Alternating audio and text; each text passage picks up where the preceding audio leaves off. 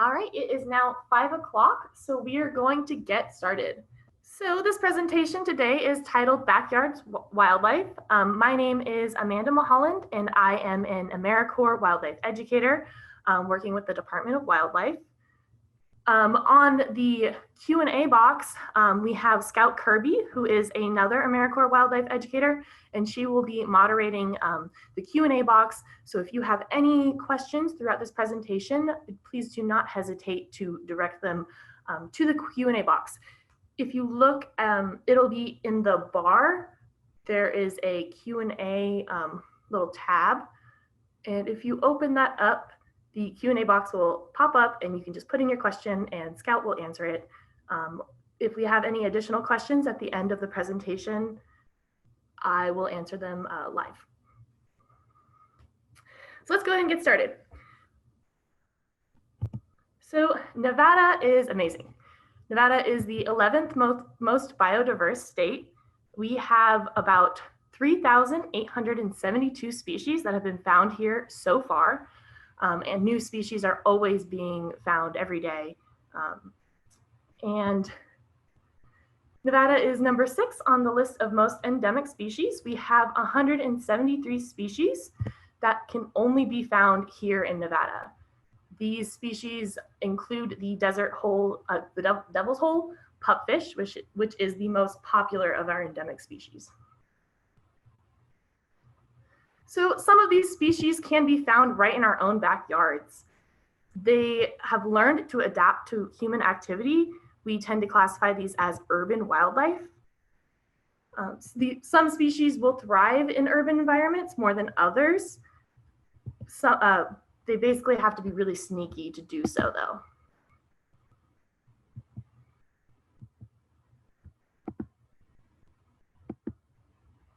So how do we find urban wildlife?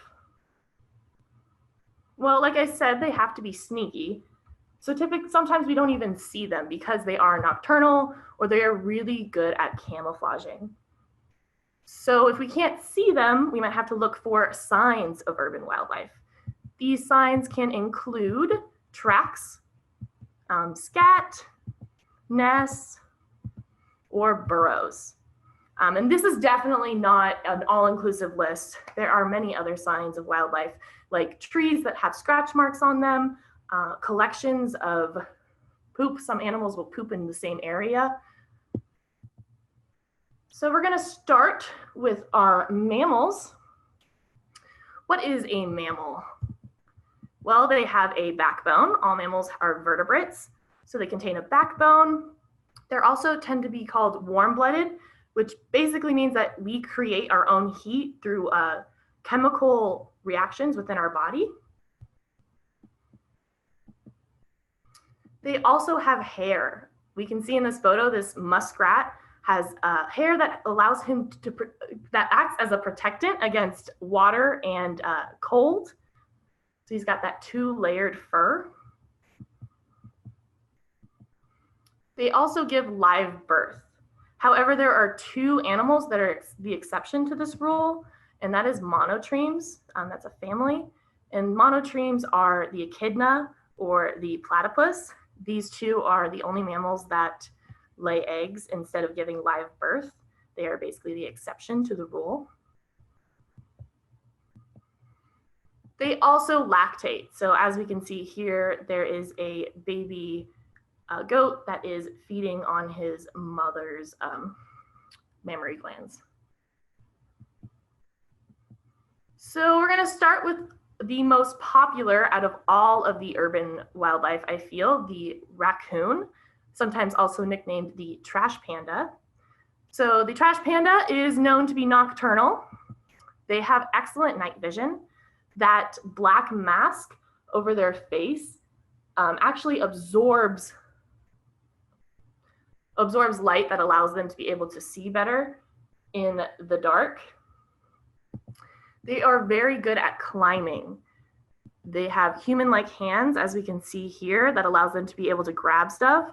Their paws are extremely sensitive, so they are known to wash their food before they eat it, but really it's just them trying to get a better sense on their hands of what exactly it is that they're grabbing and how they should go about eating it. These guys range anywhere from 5 to 15 pounds. However, the largest raccoon ever recorded was 75 pounds. And it will include that this was someone's pet, and he was severely obese. So in the wild, they typically stay around 5 to 15 pounds. However, in more urban environments, they are known to exceed this, mainly because they are fed via trash, which has a lot more calories than anything they would find in the wild. So they are omnivorous, and they are really opportunistic. They will try to eat anything that they can really, anything that is edible, they will try to eat it. As we can see here, we have one eating trash. They are very well adapted to eating trash in urban areas, which does increase their weight, like I said. In some cases, it's even known to give them diabetes and heart disease, just because they are eating trash instead of their natural foods, which leads them to put on more weight, which puts them more prone to diabetes and such. Some signs that you might have a raccoon that is eating your trash or overturned trash cans, or trash cans that have a lot of the trash just kind of thrown out of them.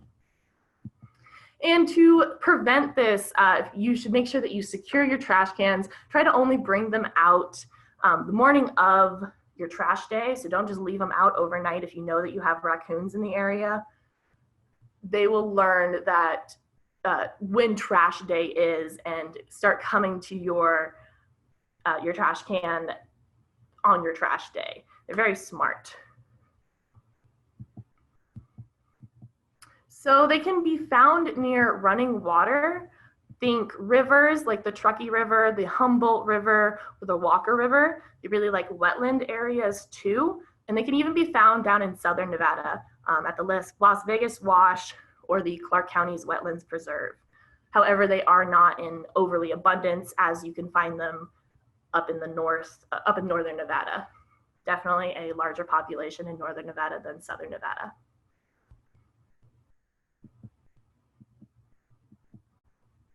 So what are some signs that you have a raccoon around? Well, the biggest and easiest is going to be the tracks. They have these very distinct long toes. Like I mentioned earlier, they're kind of hand-like. Here we have some imprints in the snow and imprints in the mud. Their toes tend to be a little more rounded also, and their back foot is a little more elongated.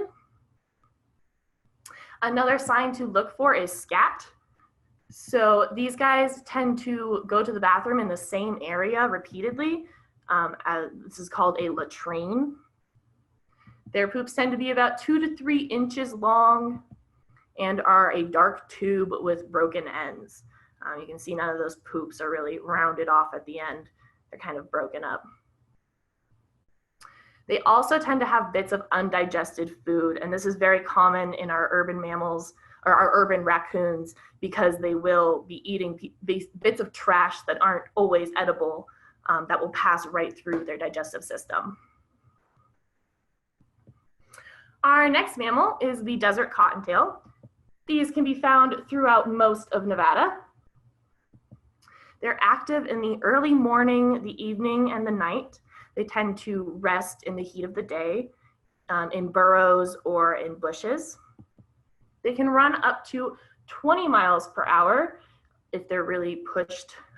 That's the fastest recorded desert cottontail, so they don't all necessarily get to be that fast. I think 10 miles per hour is on average how fast a desert cottontail can run. They're really good at camouflaging. If they think that they are being targeted by a predator, they have 2 methods of escape. They will either try to run, and that's where that 10 mile per hour average can really speed up or can really save this rabbit, really comes into advantage, really is an asset. Or they camouflage. They will crouch down really, really low and sit really, really still, trying to hope that the predator the predator doesn't see him. These guys are herbivores. They like to eat mainly grasses and small shrubs. And they have these ears that are highly vascularized, so they have a lot of veins running through them, and this helps keep them cool. As the blood goes through their ears, it is cooled off before it is returned to the body, and that's how these guys can sustain really high temperatures like we get down in southern Nevada.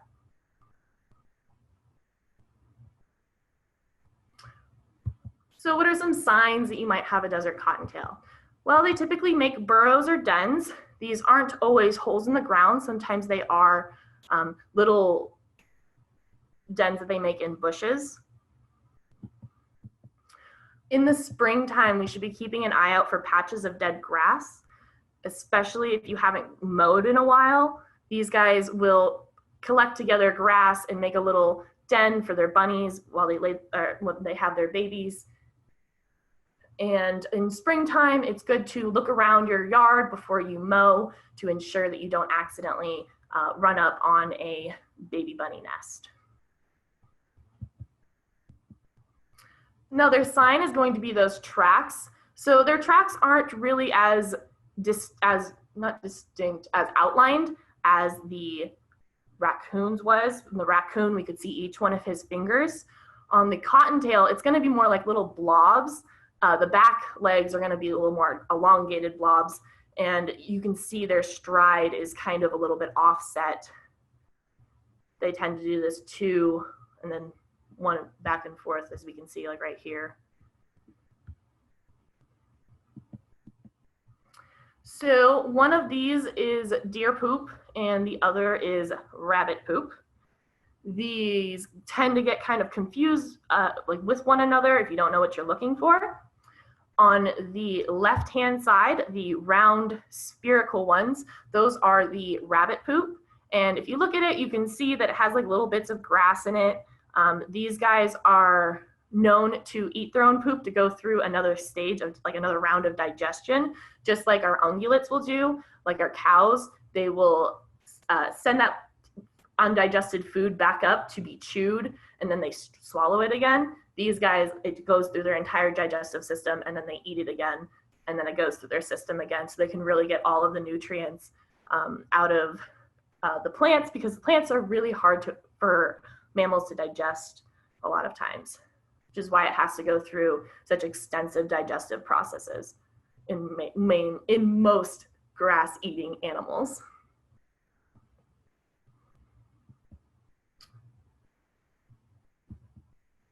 All right, our next animal is another popular urban wildlife animal. It is the coyote.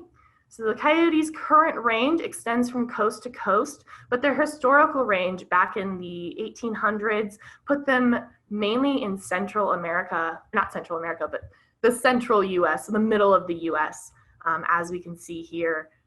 And then they spread outwards. This spread was really facilitated by settlers going throughout the US and killing off larger predators like the wolf or the bears, the grizzly bear, namely.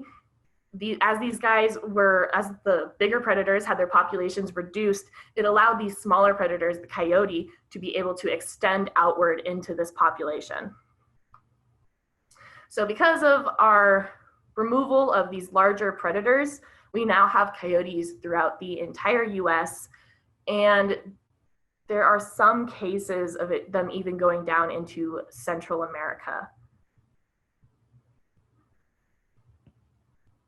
So these guys are highly adapted to urban areas. They inhabit every major city within the US, from New York to LA to San Francisco. They are really well adapted to living in these urban areas. And they are an apex predator and a keystone species. They do help keep other populations of animals regulated.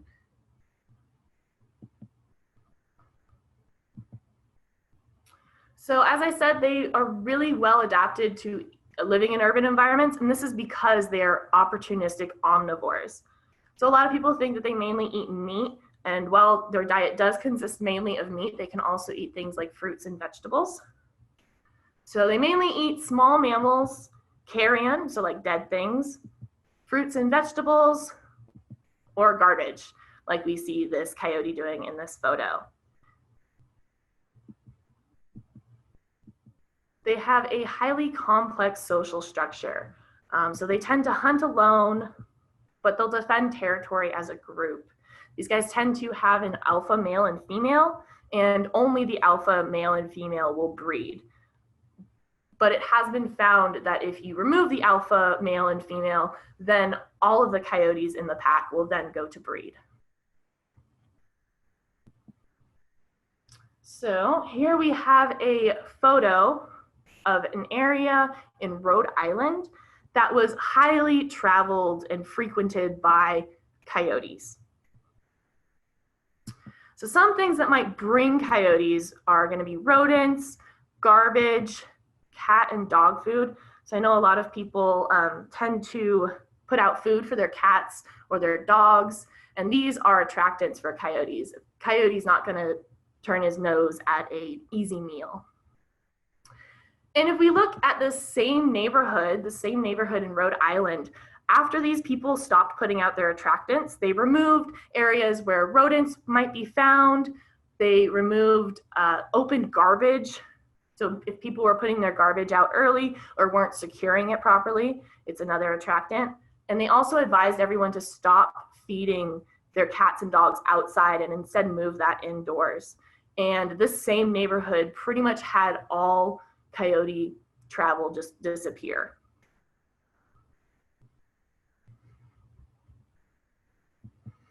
So what are some signs you might be seeing a coyote or you might have a coyote in the area?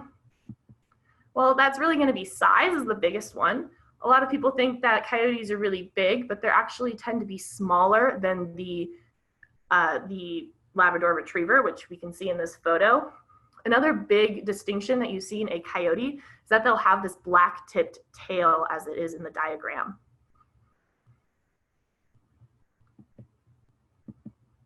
Another thing to listen out for is howling. These guys tend to howl at the evening. And here we have two tracks. So one is a coyote print, that's the one on the left, and the domestic dog print is on the right. So you can see that the coyote print on the left is a little more rounded. His two middle toes are going to be facing inward versus the domestic dog print, which has their paws a little more splayed outwards. Their two toes are not going to be facing one another. Coyote tracks tend to be about 2.5 inches long.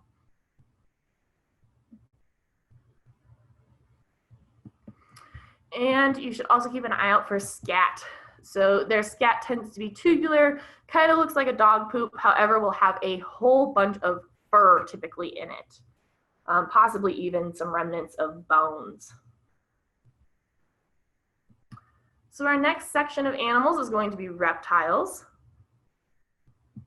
So what is a reptile? A reptile is a vertebrate. They're called, we nickname them cold-blooded, but this just means that they need to find external sources of heat, which is why we tend to find reptiles hanging out on hot surfaces, warm surfaces in the evening after the sun has kind of warmed up the pavement or rocks. Their skin is covered in scales and or bony plates. We can see the scales on this desert tortoise.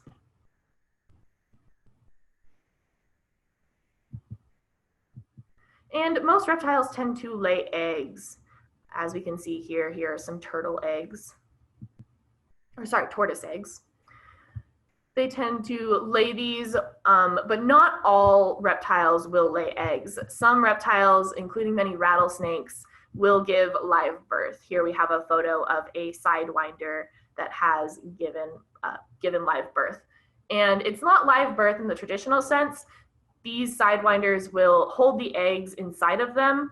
And so basically they have eggs inside of them that are fertilized, and then they will hatch within the mother, and then they are born. And so we call it live birth because the animal does come out in a sac instead of an egg. So the first reptile we're going to talk about is the western banded gecko. These guys are very interesting. They have a very feline-like behavior. They tend to stalk their prey, and will flick their tail before striking, similarly to a cat. Their diet consists mainly of insects, and when they get scared, they will raise their tail over their head and shake it to distract from others around, or to distract so that the predator will focus on that tail and will hopefully strike for the tail, and then this western banded gecko can drop his tail. He will release his tail. It attaches very easily, and it can also regrow. So even if he does lose his tail, these guys' tails will also regrow relatively quickly compared to most geckos. And a lot of geckos, their tails don't even detach at all. These guys can be found mainly in southern Nevada. They are well, they used to be about 10 years ago. We could find them all throughout Las Vegas and in the surrounding areas. However, I have noticed that their population has started to dwindle within Las Vegas. And one of the reasons for this decline in population is because of an invasive species, which we will be talking about next. So that invasive species is the Mediterranean house gecko. So these guys look kind of similar to the western banded house gecko. However, they're a little more spotted, and they also kind of have these warts all over their body. They are also found primarily in southern Nevada and they're beginning to pop up more commonly in cities across California. They have sticky pads on their feet that allow them to scale walls. So these guys can commonly be found hanging out on your backyard walls down in southern Nevada in the early night. So around like 9 or 10, when the sun goes down and it's still kind of warm, these guys will begin to descend. They live, I've noticed, in the cinder block walls. They are nocturnal, so you can probably find them around, like I said, late at night. They are found climbing the walls in urban areas of southern Nevada. These guys are an invasive species. They were a released pet. So these guys were popular in the pet trade, and it seemed a few escaped, and now they have started a population in southern Nevada. And they do occupy a similar niche to the western banded gecko. They do eat those smaller insects, which is why it could be possible that the western banded gecko is suffering and has a decline in population. Our next lizard is going to be one that can be found throughout all of Nevada. This is the western fence lizard. They are commonly known as a bluebelly or a blue-bellied lizard. And this is because adults will have these bright blue sides. They tend to be about 6 inches long and hang out in man-made structures. They'll use these man-made structures to bask.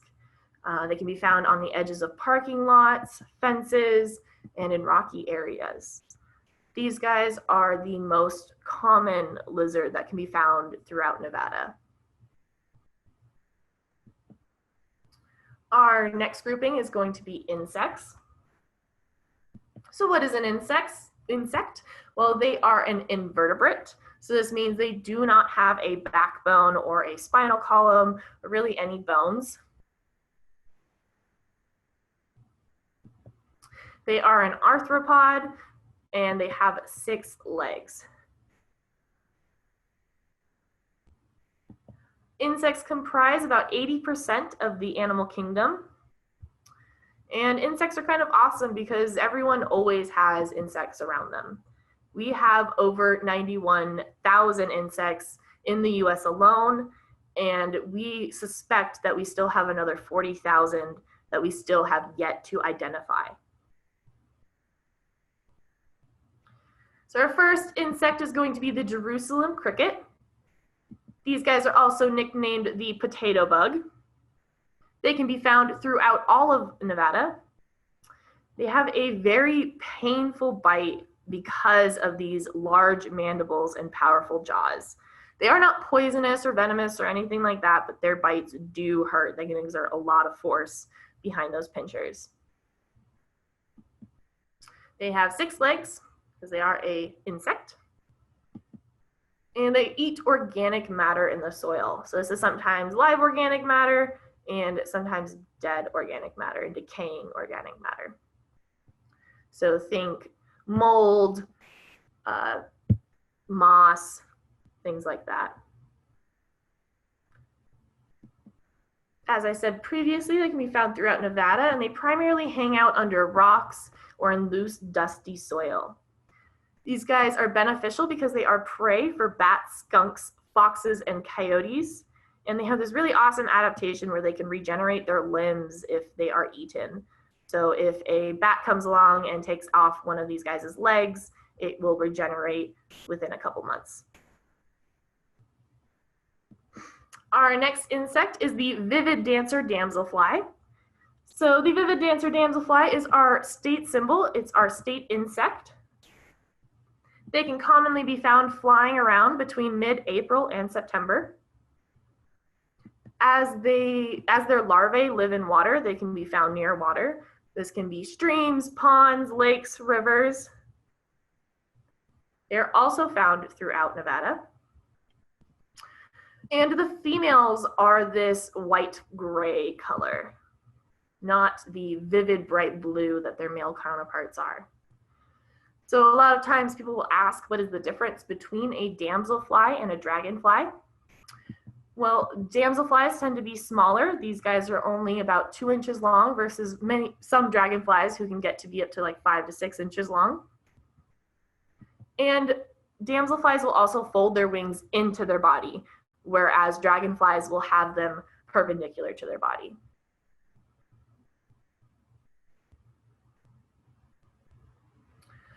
Our next grouping of animals is going to be arachnids. So arachnids are an invertebrate, just like our insects were.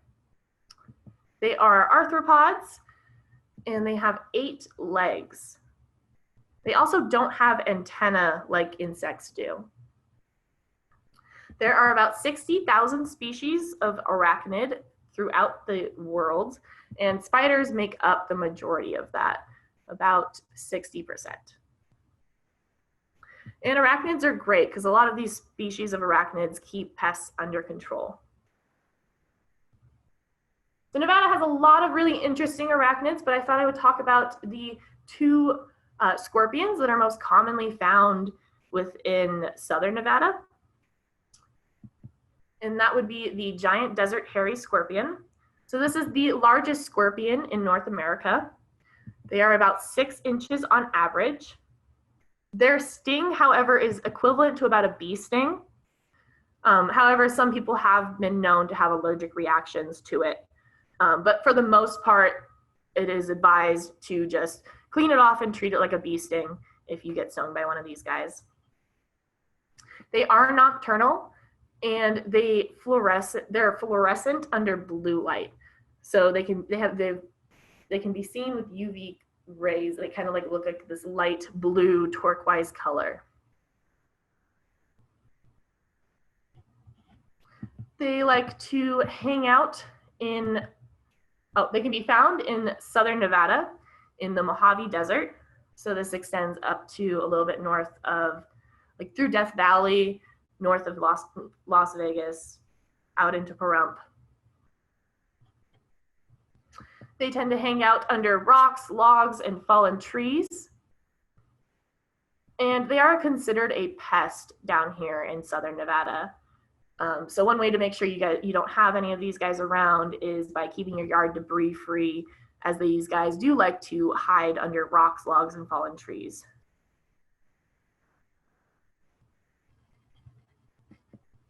Our next scorpion is the bark scorpion. So the bark scorpion is about 2 to 3 inches long. They are nocturnal. They also glow under black light. And they are known to be the most venomous scorpion in North America. But this doesn't necessarily mean that they are going to send you into shock or anything. Most of the time, it just causes like swelling, headaches. In extreme cases, it causes vomiting. They do advise that you do go see a doctor if you do get stung by one of these guys, though preemptively. Again, they could be found in southern Nevada in the Mojave Desert. And these guys like to hide under bark and in rock crevices and logs, like they get their name from, the bark scorpion. They also glow under black light, like I mentioned. So one way, if you suspect that you might have scorpions hanging out in your backyard, you can go out with a blue UV light or black light and see if you see any of these guys hanging around. There's many pest control companies down in Las Vegas that handle scorpion removal.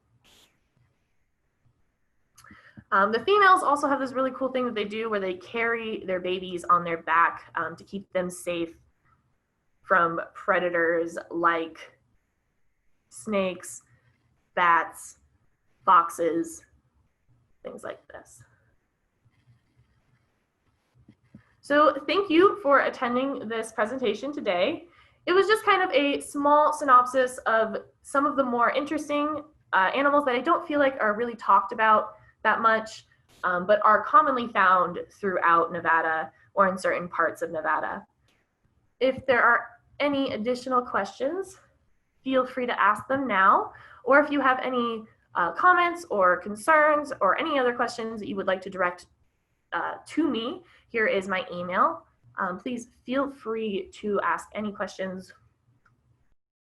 So I see one question asking, when is the next webinar that NDOW is putting out? So tomorrow at 6 p.m. there is going to be another virtual Oxbow After Dark tour that Jessica Height is going to be leading. The next will be on May 28th. I'll be presenting an elusive animals webinar, so covering animals that aren't frequently found in Nevada. So another question I see, do we get wolves in Nevada? So wolves used to be found in Nevada, though at this point they are extirpated. So that means that they no longer live in the state all year round. So occasionally we get some that visit from out of state, but we do not have any that are established in Nevada anymore. Someone is asking if they can get a copy of the recording. So a copy of this recording will be posted to our YouTube page over the next couple of days. So it looks like one question back on one of your other sections. What is an arthropod? So an arthropod is an invertebrate. It's just it's a classification, it's a phylum. It contains like insects, spiders, or crustacean. It's just kind of a grouping of animals that don't have a vertebrate, tend to have an exoskeleton. Think like crabs, crustaceans, even roly-polies would be considered an arthropod.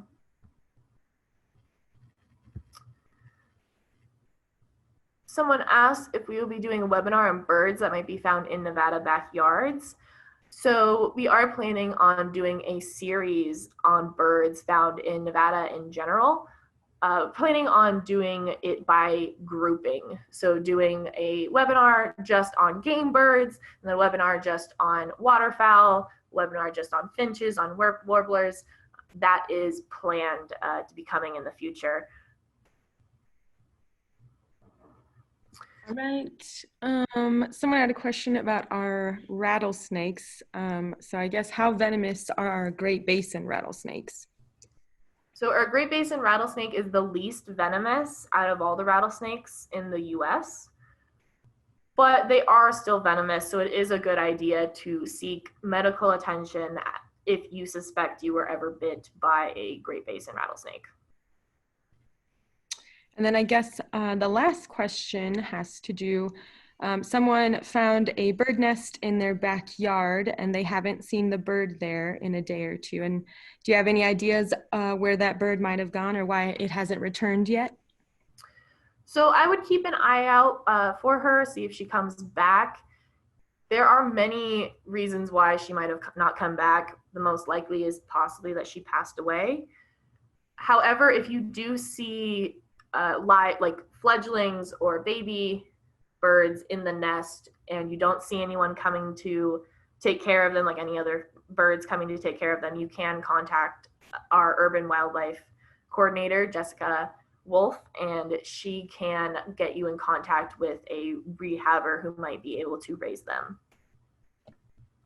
All right, and then a couple last minute questions. So back to your scorpion recommendations, how can you prevent scorpions from coming into your backyard? So you want to make your backyard least favorable habitat. You don't want anything in your backyard that's going to kind of attract them. So if you have any water sources, maybe leaky faucets or something, try to remove those water sources. Remove any litter that might be like, so like if you have like a bunch of branches or like a big tree that has a lot of debris in it, maybe try to remove some of that debris. Also making sure your house is secure. There are some cases where they do get into houses, and that's just, you got to make sure that your screens are secure, that you don't have any holes in your house, caulk up any spots that might look like they're accessible to animals, any small scorpions. All right. And then someone had a question. Why do reptiles have different eggshells than birds? Specifically, why are they softer?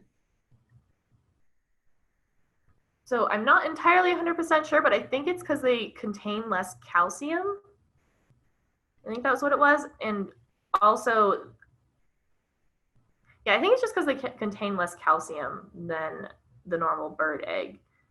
Yeah, and as far as I know, the purpose of that is because they're ectothermic or cold-blooded, they need more thermal protection, and also reptiles tend to live in more arid or harsher environments, so it just provides more protection because it's watertight and it's a little bit better thermal protection, I believe, as well.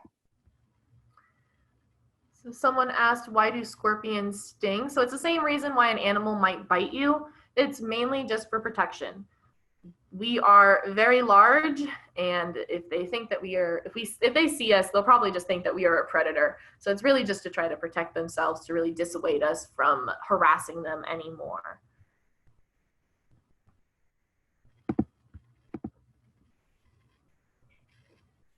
All right, so another question. So is it normal, I guess, depending on the animal, I'm not sure which they're referring to, but is it normal for animals that live in your backyard to come back and stay in the same nest, possibly that they were born in? It is possible. They do sometimes come back to the same area. It's mainly just because they know that this was a good area, they were raised there, so it probably has the resources, but they don't always return to the same spot that they were when they were born.